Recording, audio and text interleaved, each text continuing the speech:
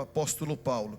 Enquanto você ore aí, ore para que Deus nos dê a palavra no abrir da nossa boca. Glória ao nome de Jesus. Nós queremos pensar sobre este versículo, pensando sobre o tempo de buscar ao Senhor. Nós preparamos um tempo para todas as coisas. As pessoas se ocupam parte do seu tempo em seus afazeres, buscando, quem sabe, o melhor para a sua vida, procurando cumprir com os seus projetos, os seus planos. Mas uma coisa importante que nós precisamos pensar e nunca deixar de lado é a oportunidade, buscarmos oportunidade na nossa vida para estarmos buscando a presença do Senhor, porque a presença do Senhor, ela é maravilhosa. A presença do Senhor, ela nos dá segurança. A presença do Senhor, ela nos faz vencedor. Glória ao nome do Senhor Jesus. Isaías, neste capítulo, este versículo especificamente falando, ele convida aqui a todos nós para buscarmos o Senhor enquanto Ele está perto e enquanto nós podemos achar. Por certo, chegará tempos em que os homens procurarão buscar a presença do Senhor e não encontrarão. Amós, por exemplo, ele escreve no capítulo 8, a partir do verso 11, ele escreve dizendo que vem dias, diz o Senhor Jeová, Amós dizendo, em que enviarei fome sobre a terra, e não fome de pão, nem sede de água, mas de ouvir a palavra do Senhor. E Amós diz que os homens sairão de um lado ao outro, do norte do oriente ao ocidente, de um lado ao outro, buscando ouvir a palavra, e não a encontrarão. Diz o Senhor, através de Amós, que naquele tempo os homens, os mancebos, os jovens desmaiarão de sede, mas não é sede de água, não é fome de pão, mas é sede de ouvir a palavra. E nós louvamos a Deus nesta noite pela vida dos jovens que aqui estão, assentados aqui no conjunto, alguns assentados na nave, que você veio para a casa de Deus, para nesta noite adorar o nome de Jesus, para dar glória ao nome do Senhor, dedicando a sua vida a Deus, enquanto há oportunidade. Foi lido aqui no livro de Eclesiastes capítulo 12, uma recomendação do sábio Salomão, que o jovem precisa lembrar do seu Criador nos dias da sua mocidade, antes que venham os maus dias e cheguem os anos dos quais venham dizer, não tenho neles contentamentos. Então, antes que os dias maus cheguem, jovens, vamos dizer jovens de 100 anos abaixo, vamos buscar a presença do Senhor, vamos estar na presença de Deus, porque os dias são maus, e há uma recompensa para todos nós, quando nós buscamos a presença do Senhor. O salmista no Salmo 34 e o versículo 4, ele diz, busquei ao Senhor e Ele me respondeu, e livrou-me de todos os meus temores. Quantas pessoas na nossa sociedade que estão caminhando sem rumo, caminhando sem direção, cheio de temor, não sabe o que há de acontecer no futuro, não tem esperança, a ansiedade está dominando as vidas por causa do excesso do futuro, preocupações futuras. Mas nós temos uma palavra de Deus para a sua vida, para aqueles que temem ao Senhor, para aqueles que andam em busca da presença do Senhor. Eles vão andar com tranquilidade, vão andar com segurança, sabendo que o futuro pertence a Deus. O que nós precisamos hoje é ter a nossa vida no momento presente, na presença do Senhor, fazendo a vontade do Senhor, obedecendo a palavra, vivendo a palavra, buscando a Deus em oração, buscando a Deus no jejum, na consagração, meditando na Escritura Sagrada, e o futuro a nós, Deus nos garantirá. Você pode dar glória a Jesus? O salmista disse aqui, ele teve uma experiência, e está registrado na palavra de Deus, que nós podemos olhar e praticar na nossa vida aquilo que o salmista fez. Ele disse: eu busquei ao Senhor, e o Senhor me respondeu, e Ele me livrou de todos os meus temores. Quantas pessoas, irmãos, estão sofrendo antecipadamente, sofrendo por consequências que ele pensa que no futuro chegará à tua casa. Um dia eu estava conversando com um jovem, ele me dizia: pastor, eu já estou com tantos anos, eu já estou com quase 30 anos de idade, como será o meu futuro? O que será de mim? Como vai ser a minha vida? A Bíblia diz, disse eu a ele, a Bíblia diz que basta cada dia o seu mal. Enquanto nós estamos aqui, é bem verdade que nós temos que nos preparar. O jovem tem que estudar, tem que trabalhar, tem que preparar a sua vida, mas o futuro a Deus pertence.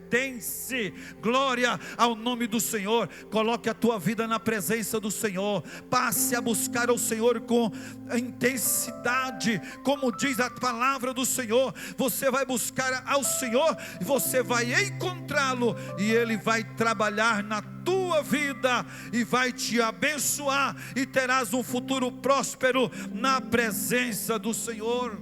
Então, em consequência da nossa busca a Deus, nós teremos consequências benéficas, coisas boas sobrevirão a nós, assim como o salmista que buscou ao Senhor, Deus ouviu o seu clamor, do alto céu enviou livramento, e ele ficou livre de todos os seus temores. Qual é o teu temor? Qual é a razão da tua ansiedade? Coloca tudo na presença de Deus, deposita isso na presença do Senhor, aos pés do Senhor.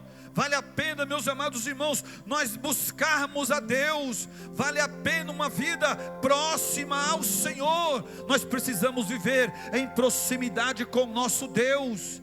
A Bíblia diz que aqueles que buscam o Senhor, Ele o encontra. E o profeta Amós, no capítulo 5 e o versículo de número 4, o profeta diz: assim diz o Senhor, buscai-me e vivei. Muitas pessoas morrendo, vivendo uma vida de depressão, trancadas em um quarto, não quer falar com ninguém, não quer ver ninguém. Mas quando entra Deus na ação, quando Deus entra na questão, a vida é mudada. Glória ao nome do Senhor Jesus. A vida é transformada, porque quando o homem, por mais que ele esteja caído, por mais que ele esteja caminhando no vale da sombra da morte, quando ele começa a buscar a presença do Senhor, a presença do Senhor transmite vida, a presença do Senhor traz renovo espiritual, a presença do Senhor renova no coração do homem o desejo de viver, o desejo de caminhar, o desejo de brilhar neste mundo, como diz a palavra, brilhar como astros no mundo. Oh, glória ao nome do Senhor. Então, o conselho de Deus para nós nesta noite é que nós precisamos, nós necessitamos buscar a presença do nosso Deus. Deposite aos pés de Jesus a tua ansiedade. O melhor remédio para a ansiedade, meus amados, é uma vida na presença de Deus. O melhor remédio para a ansiedade é uma vida aos pés do Senhor, é uma vida no altar do Senhor, porque quando nós estamos na presença do Senhor, o Espírito Santo de Deus, que age no meio da igreja, ele começa a trabalhar na nossa vida, na nossa mente, no nosso coração, e ele vai retirando de nós aquilo que não é do agrado do Pai. Ele vai lançando por terra as setas do inimigo, os dardos inflamados do maligno, e ele vai nos dando condicionamento físico e espiritual para levantarmos a nossa cabeça e caminharmos de cabeça erguida, olhando para o alto. Glória ao nome do Senhor. Jeremias 29:13, está escrito: e buscar-me-eis e me achareis, quando buscar-me de todo o vosso coração. Nos momentos em que às vezes estamos sem rumo, sem uma direção, às vezes que nós encontramos em uma encruzilhada que nós não conseguimos caminhar, é tempo de nós pararmos e olharmos para o alto e nos prostrarmos na presença de Deus, dizendo: Senhor, eu preciso da tua direção. Senhor, eu preciso da tua orientação. Senhor, eu preciso que o Senhor fale comigo. E o Senhor vai falar, e o Senhor trará resposta de paz ao teu coração. O Senhor te trará uma resposta segura, e você vai poder caminhar. Glória ao nome do Senhor. Nesse tempo difícil, meus irmãos, que nós estamos vivendo, duas coisas pelo menos nos preocupa muito. A primeira coisa: o que será, o que espera a igreja? O que espera a igreja lá na sociedade? Qual é a expectativa que a igreja, que o mundo, melhor, que o mundo, a sociedade tem para nós como igreja? O que a sociedade, o que o mundo tem para oferecer à igreja? Nós estamos estudando nesse trimestre lições maravilhosas, importantíssimas, sobre um assunto tão importante, e nós vamos ver como o mundo está se preparando para um combate contra a igreja, levantando contra a igreja de Cristo. Lá na sociedade, a igreja não tem muita coisa boa para encontrar, porque o mundo está fechando, perseguindo a igreja de Jesus. É uma preocupação que é algo que nos preocupa tanto, quando nós pensamos: o que será na igreja no dia de amanhã? Como será a igreja nos tempos futuros? Visto que, meus amados irmãos, a Bíblia, a palavra de Deus, ela nos diz que o mundo jaz no maligno, mas a igreja, ela está caminhando para o céu. A igreja, ela tenta caminhar e caminha com Cristo aqui na terra, mas o nosso alvo é Cristo, é os céus. Mas o que se espera, o que espera a igreja lá fora? O que há de acontecer com o povo de Deus? Quais são as perspectivas? Nós estamos vendo aí um áudio que surgiu esta semana, lá na cidade de Tangará da Serra. A polícia entrou na igreja, entrou ali, prendeu a missionária que cantava abusivamente.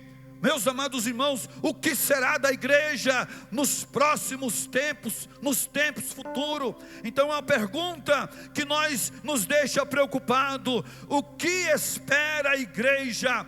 Ou o que a igreja há de enfrentar nos dias de amanhã? É por isso que nós precisamos hoje, enquanto se chama hoje, nos lançar na presença do Senhor, buscar a presença de Deus, buscar a face do Senhor, enquanto nós podemos achar, porque tempos difíceis a igreja vai enfrentar. Mas hoje nós temos a oportunidade de buscar a face do Senhor. Na carta aos Coríntios, capítulo 2, segunda carta, capítulo 4, e o versículo 4 diz que o Deus desse século, Ele cegou o entendimento dos incrédulos, para que eles não creiam, para que não resplandeçam nele a graça poderosa do Evangelho. Mas a igreja está caminhando neste mundo, envolvida em todas as situações. Os problemas, meus amados irmãos, são problemas grandes de ordem social, e a igreja está vivendo nesse contexto dessa sociedade. E nós pensamos e perguntamos: o que espera a igreja nos tempos futuros? Jesus, quando esteve na terra, Ele falou muito a respeito do mundo. E ele disse: olha, vocês não se preocupem porque o mundo vos odeiam. Vocês não se preocupem porque o mundo vos perseguem, porque antes de vós perseguiram também a mim. Se ao madeiro verde fizeram isso, o que se fará ao seco? Então problemas, adversidades virão sobre nós, veremos de enfrentar. Mas tem uma coisa: se nós vivermos uma vida buscando a presença do Senhor, se nós vivemos uma vida buscando a presença do Espírito Santo, alimentando a nossa alma com a palavra, virá lutas, virão problemas, virão a dificuldade, mas uma coisa é certa: a igreja continuará marchando de cabeça erguida.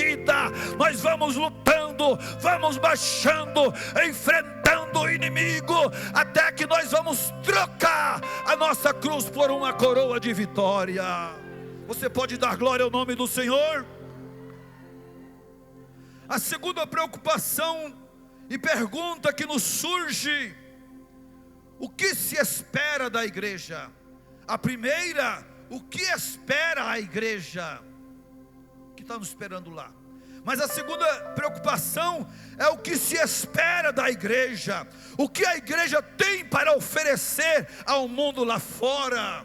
Será que nós estamos cumprindo com o ID de Jesus?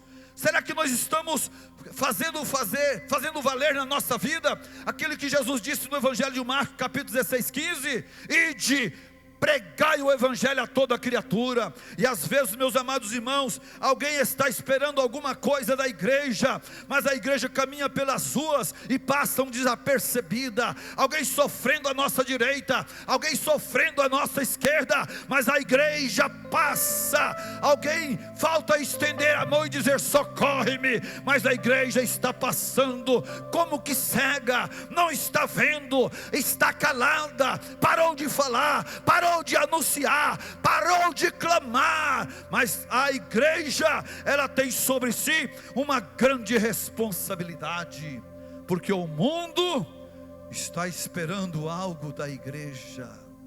Lembra de Pedro e João?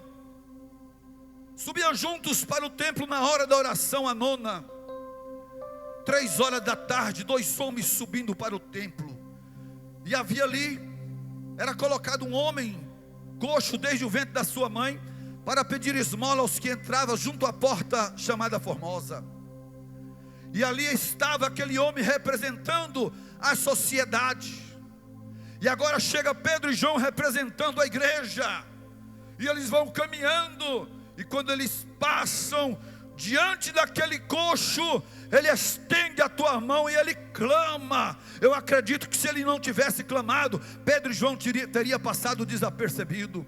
Mas quando ele ia passando, ele disse: ei, tem misericórdia de mim, me dê uma esmola. E eles pararam como igreja para ouvir o clamor da sociedade representada na vida daquele coxo.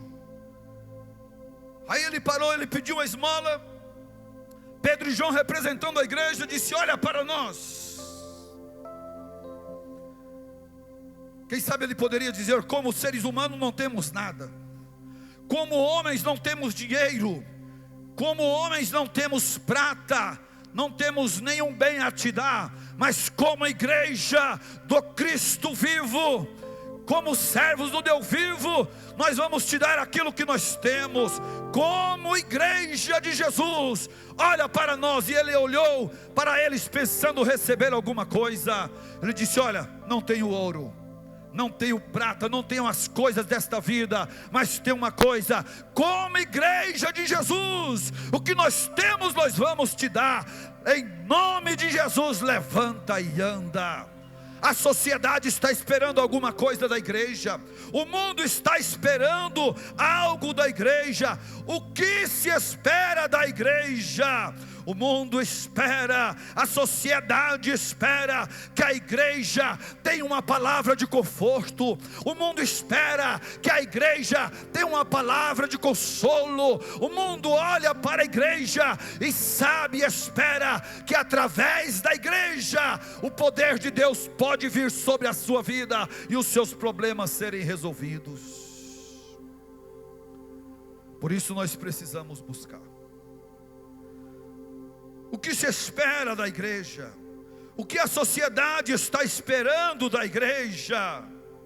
Glória a Deus. E nós como igreja, meus amados irmãos, nós precisamos cumprir o ID de Jesus, falar do amor de Jesus, testificar de Cristo e da sua palavra.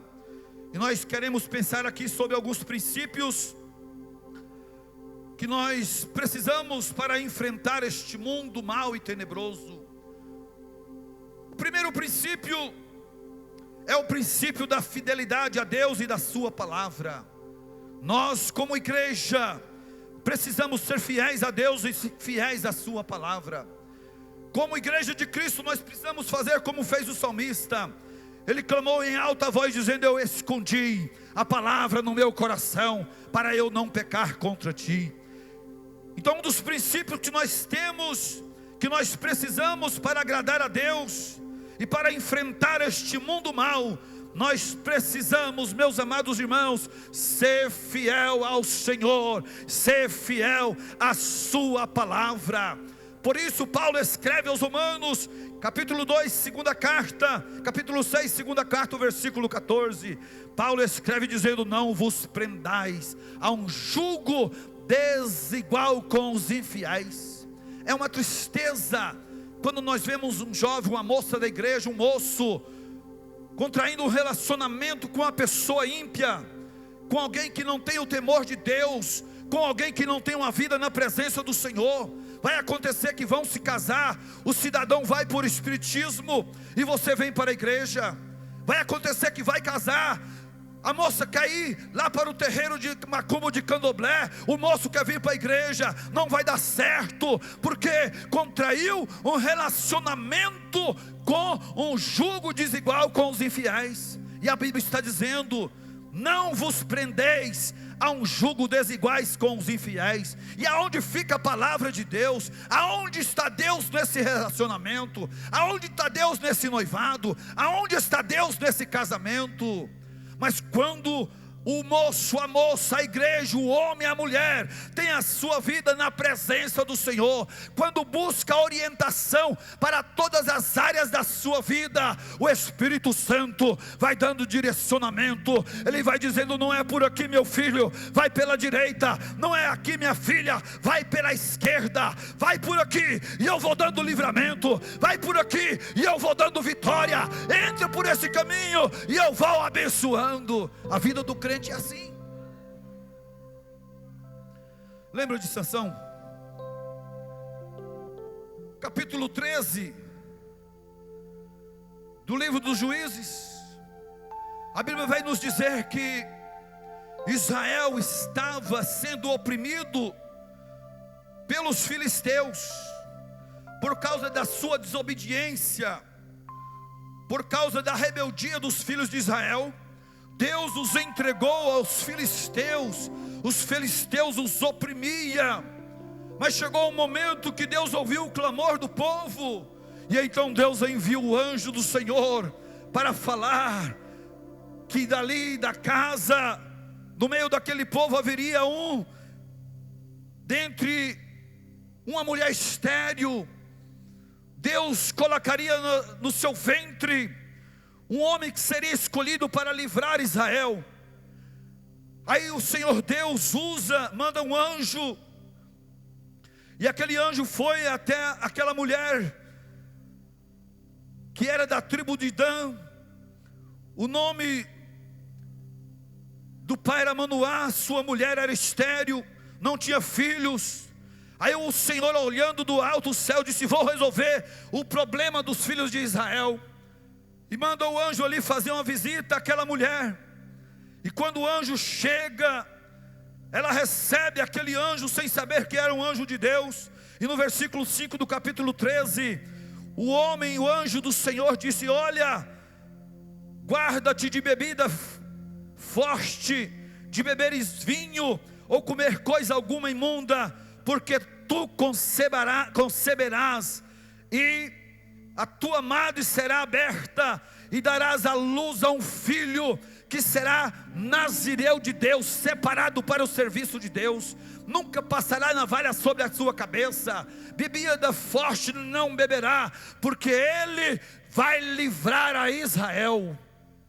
E nós vemos, meus amados irmãos, que os dias se passaram, e agora já no capítulo 16, Sansão já havia nasceu, e Deus já começou a usá-lo, de quando em vez era usado pelo Senhor, mas ele cresceu, e ele não poderia contrair um matrimônio fora de famílias que não fossem da linhagem de Israel, mas foi justamente o que ele fez. Ele se apaixonou por uma jovem lá do meio dos filisteus. Seus pais questionaram com ele, dizendo: meu filho, porventura não tem uma moça aqui no meio da nossa família? Porventura, jovem, não tem um moço, uma moça aqui no meio do povo da Assembleia de Deus, para que você possa casar? Tem que ir lá no mundo, tem que ir lá no centro espírita, tem que ir lá aonde não tem compromisso com a palavra de Deus. Meu filho, escolhe uma moça aqui das filhas de Israel. E ele: não, meu coração se inclinou a ti, não. E eles foram, se casou, deu uma consequência. Houve problemas, os filisteus se revoltaram, Sansão teve que matar pessoas. Quando ele apresenta o enigma, viu que foi traído, matou pessoas para tomar vestes. Depois, não sei como, não tem como explicar, ele pega 300 raposas, amarra uma com a outra, coloca tição de fogo entre elas, e elas incendiou toda o arraial dos filisteus. Tudo consequência de uma desobediência. O caminho da vitória do crente é obedecer a palavra de Deus. O caminho da tua bênção, meu irmão, minha irmã, jovens, o caminho da tua vitória é a obediência à palavra de Deus. Obedeça a palavra, obedeça ao Senhor, guarda a palavra de Deus no teu coração, porque Deus tem vitória para a tua vida. Depois disso, Sansão se apaixona por Dalila, e os filisteus ficaram intrigados, perguntando em que consiste a força de Sansão. Como pode um homem ser tão forte assim? Isso não é natural, isso pode ser no campo espiritual. Porque de uma vez só, depois que Sansão coloca fogo na seara dos filisteus, eles mandaram 1000 homens buscar a Sansão. Sansão já estava amarrado com cordas novas, e quando eles, já jubilando a vitória, conduzindo Sansão amarrado, a Bíblia diz que o Espírito do Senhor se apoderou de Sansão. A vitória do crente é a vida cheia da presença do Espírito Santo. Talvez você está caminhando e dizendo: eu não consigo. Talvez, ô jovem, você está dizendo: eu não consigo vencer a minha carne, eu não consigo vencer as paixões da carne. Busque ao Senhor, busque ao Senhor, busque ao Senhor. Ele vai te capacitar, Ele vai te encher. O Espírito do Senhor vai te capacitar e você vai vencer. A Bíblia diz que o Espírito do Senhor se apoderou de Sansão, e ele rebentou aquelas cordas, encontrou uma queixada de jumento, pegou aquela queixada e ele lutou, e com aquela queixada de jumento matou 1000 homens. Foi a sua força? Não, foi algo sobrenatural, foi a presença de Deus na vida de Sansão. E agora que os filisteus, intrigados e perguntando onde está, o que consiste na força de Sansão, Sansão agora se apaixona por Dalila, uma vez mais. Deixou a sua casa, deixou as moças da sua família, e novamente se envolve com um relacionamento errado. Dalila. E os filisteus chegaram em Dalila e disseram: olha, nós vamos te dar 100 moedas de prata, para você descobrir em que consiste a força de Sansão. Nós precisamos derrotar esse homem. E ela foi tentar. O inimigo é sagaz, irmãos. O inimigo não desiste. e ela fez a primeira tentativa. Ela chega em Sansão dizendo: Sansão, declara-me, peço-te, em que consiste a tua força? Não revele os teus segredos, meus amados. Existem coisas que só o Senhor precisa saber. Existe coisa que nós precisamos falar com Deus, e às vezes falar em voz baixa. Existe momento na nossa vida que até a nossa oração é melhor que seja um gemido na presença do Senhor, porque o Senhor Deus entende os nossos gemidos. A Bíblia diz que antes que haja uma palavra na nossa boca, o Senhor diz, o salmista dizendo: eis que o Senhor tudo conhece. E aí Dalila disse: Sansão, conta para mim o motivo das suas forças. E ele começou a brincar com Dalila, dizendo: olha, se me amarrassem com 7 vergas de vime frescos, ainda que não estivessem secos, então eu me enfraqueceria e seria como qualquer outro homem. Dalila foi e fez o teste, amarrou Sansão com aqueles vimes frescos. Os filisteus estavam ali apostos. Quando ele estava amarrado, ela disse: Sansão, olha aí os filisteus. E a Bíblia diz que ele arrebentou com tudo aquilo e se livrou dos filisteus.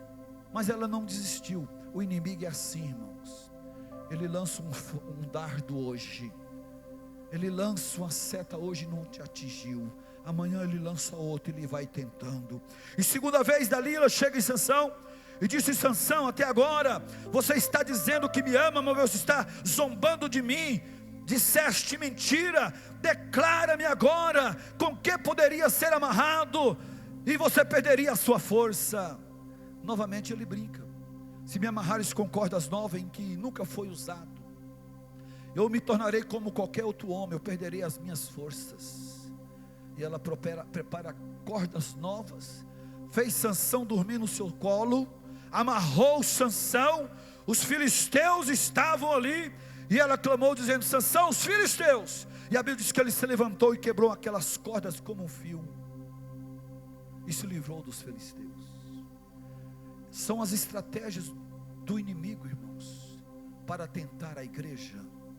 Tenta uma vez, tenta 2 vezes, tenta 3ª vez. Aí Sansão novamente junto com Dalila, e ela continua dizendo 3ª vez: Sansão, até agora tu tem me enganado, como dizes que me amas, com que poderia ser amarrado e você perderia a sua força. Ele disse: olha, se trançar o meu cabelo, as minhas 7 tranças, com os cabelos da minha cabeça, com os lisos da teia, então me tornarei como qualquer homem.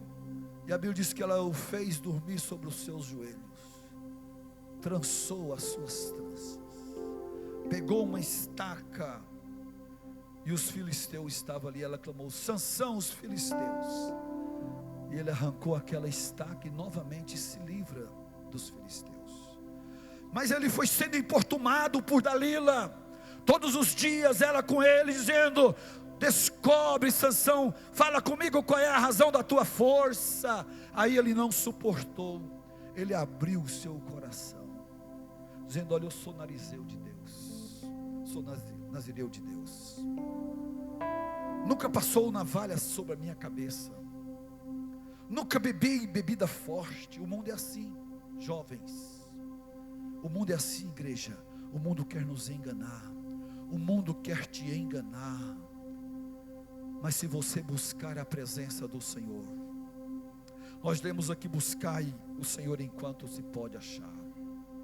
Se nós buscarmos a presença do Altíssimo, livramento da parte do Senhor nos virão, e nós seremos em tudo bem sucedido. Aí quando Sansão abre o seu coração para Dalila, revelou os seus segredos, ela chama os príncipes dos filisteus, diz: agora descobriu o segredo de Sansão.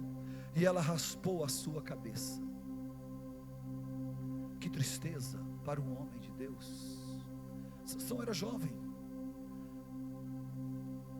E aí quando chegam os filisteus, ela desperta Sansão, dizendo: Sansão, olha os filisteus. E ele levanta no verso 20, a Bíblia diz que ele despertou do seu sono, e ele disse: sairei como da outras vezes. Mas ele não sabia que já havia perdido a presença do Espírito de Deus. Não tinha mais força, se tornou um homem comum, um homem normal como os outros. Sansão foi preso, os filisteus vazaram seus olhos, perdeu a sua visão, foi levado para o templo de Dagon, e ali eles brincavam com Sansão, aquele homem que foi um grande homem de Deus, aquele homem que teve a sua vida na presença do Senhor, por causa de não vigiar, de não estar atento às ordens de Deus, não permaneceu de acordo com a palavra, foi motivo de escárnio. Escarneceram dele, zombaram dele. E é esta, meus amados, a ação do inimigo, a ação de Satanás. Ele veio roubar, matar e destruir. Ele quer destruir a tua vida, mas nós queremos ministrar uma palavra de vitória para você, para a sua casa. Glória a Deus. Deus tem vitória para a sua vida.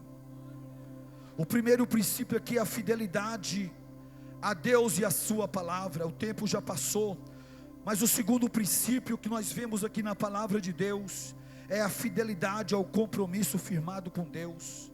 O tempo não dá para nós discorrermos, mas nós poderíamos pensar na vida de Daniel. Lá no capítulo 1 do versículo 8, quando eles foram levados cativo para a Babilônia, Daniel, ele firmou no seu coração o propósito de não se contaminar com o manjar do rei. Passou por algumas crises ali no palácio da Babilônia, mas Deus foi com ele. Deus foi com ele e com seus companheiros que ali estavam naquele reino. Por fim acusado, Daniel foi lançado na cova dos leões, porque tentaram impedir a sua adoração a Deus.